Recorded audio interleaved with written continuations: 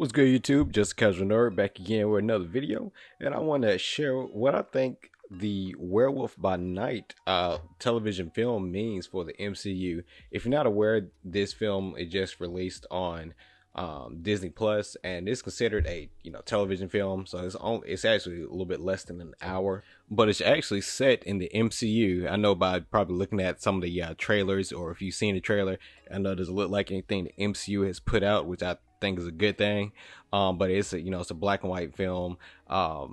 It's kind of set, like those old like horror films, or really those old films in general, kind of have that black and white feel with a lot of that absent sound. So this is how this one is actually shot. So they shot it in a pretty unique way. But I mainly want to focus on not saying the review. I thought it was a solid film. It's almost like just a limited little short film. Literally a short film. Content wise, I think it was pretty solid entry. Got kind of straight into it and then straight out of it. To set the premise of the werewolf by night, and also introduce Man Thing as well, along with a couple other characters. So I thought it was pretty solid, and it's a pretty quick watch. So I like that I didn't have to commit weeks of my time to watch it. But with that being said, I wanted to discuss what I thought it meant for the MCU in general. Now, mainly, I think this little film shows that the MCU and Kevin Feige and a bunch are open to do a little bit more mature material, in the sense of like this particular series, or I shouldn't say series, this particular film. It showed blood and all that, and it's dealing with monsters and things like that. And we know one of the characters that we've been talking about a lot, or fans have been talking about a lot, is Blade. And a lot of people didn't want, with Blade being introduced, didn't want him to be watered down, and with like no blood and things like that. Which this particular, the Werewolf by Night, it was rated TV-14, but they did show people getting killed, like necks getting sliced and all that. So that does show some potential that even though Blade, I don't think it is going to get that R rating as far as I know right now, but they could toe the line in that film, so where fans will still be satisfied with what they see on screen, and Disney can still get the best box office possible by not having it as a rated R film, which I know that's a struggle with certain studios, why some don't want to do rated R films, because it limits the amount of potential box office sales sometimes. And we know Disney is all about that box office, all right? So I think this did give this Werewolf by Night series, I know I keep calling it a series, but this movie does kind of open the door to that potential by introducing monsters and such.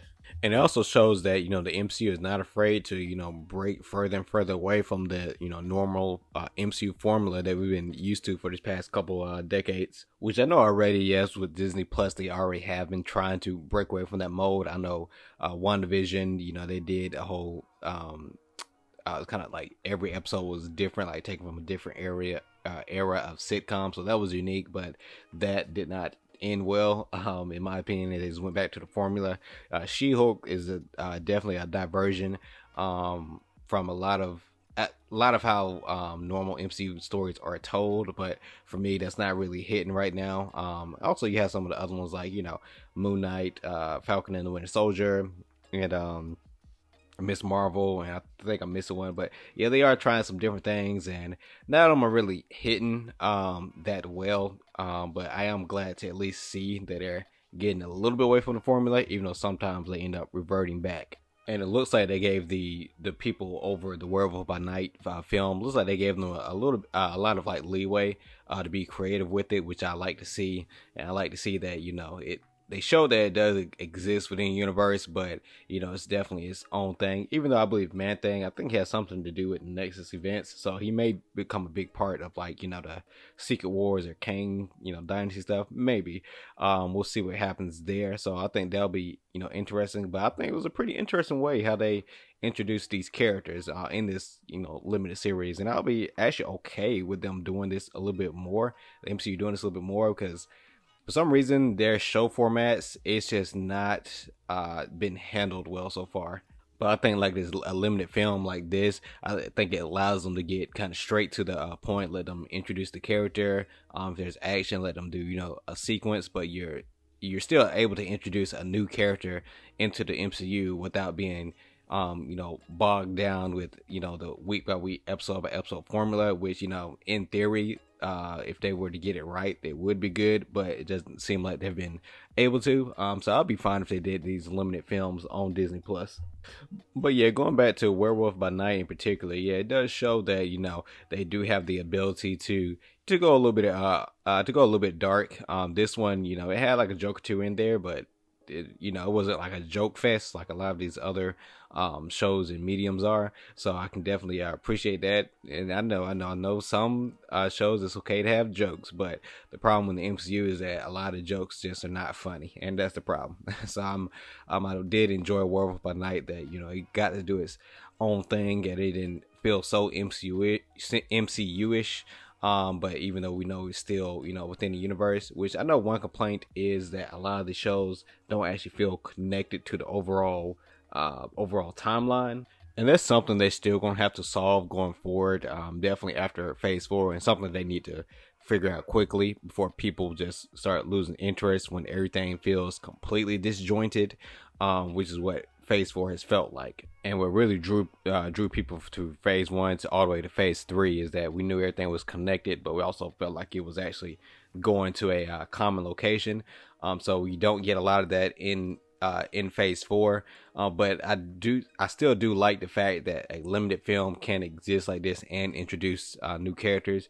But I think it worked a little bit better than some of the shows, because some of the shows it seems like they have like a lot of filler and fluff, and it doesn't go anywhere, and you're committing weeks of time. So I think this works a lot better.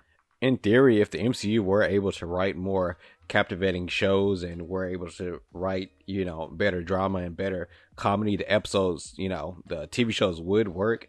But I see that when you give a creator the ability to just do a limited film, I think it lets them just cater to the strengths of the character and the strengths of their writing capabilities, and it forces them to be a little better. I'm not saying Werewolf by Night was a masterpiece or anything, but if it was a week by week type of deal, I think I'd probably be a lot less interested in it versus a less than an hour commitment, and boom, you're done. Now I say Werewolf by Night could present MCU opportunities to be just a little bit more gory. I do say that. Now when the movies actually come out, we'll see. We already know with Blade, the director has already dropped out, and there's rumors that there's dysfunction behind the scenes, or people not being on the same page with the process and everything. So we'll see. I'm not sure if that's has anything to do with the tone of the film or anything like that, but that's yet to be seen. But all thing we can do is wait and see. But what are you listening to me for anyway? I'm a casual. Cue the outro.